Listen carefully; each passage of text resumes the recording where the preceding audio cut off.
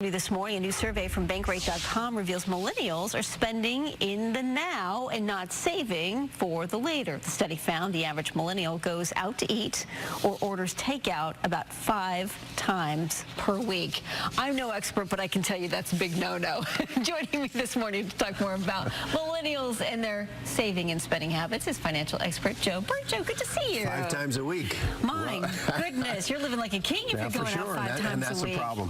Okay, so let's talk about this. One of the tips you suggest, live like a college student. Well, you know, when you get out of school, the tendency is we want to start doing all this stuff. Yes. We've got a paycheck coming in, and we've been living like a college student. Adults now, exactly. Right? The best thing you can do is continue to live that lifestyle for a period of years. I mean, when I first got married, we had cinder blocks and a piece of wood for shelves. And, sure. And there's nothing wrong with that in the early years. The problem is we get wrapped up in trying to do everything right now, and all of a sudden we got the credit card and the debt and accumulates.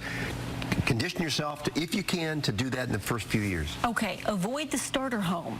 Well, it's a tendency is, okay, we're adults now, we got to go and buy the house. So then maybe we overextend ourselves.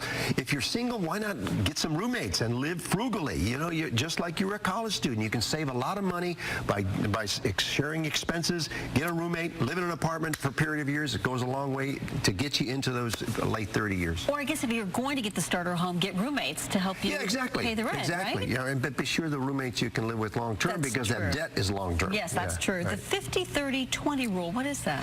50-30-20 says 50% of your money should be allocated to necessities, like the rent, God forbid, the mortgage payment, your utility bill, so on and so forth.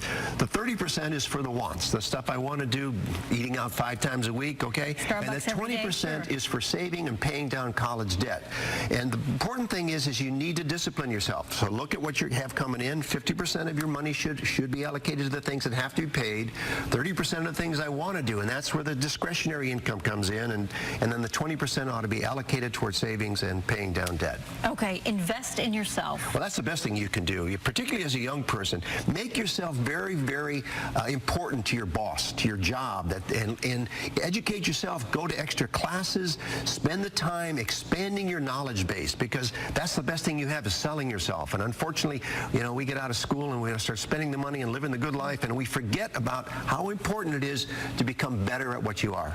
That is so true. And automate your savings. Well, this is the best way to save money. Yeah, if you've got a job, put the money in the 401k, have it come out of your paycheck, you never see it, and spend what's left. If you don't have a 401k, you can set up an automated IRA plan.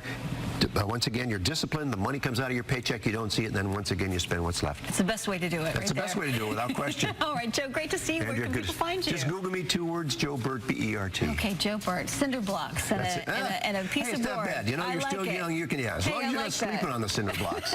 That's true. Well,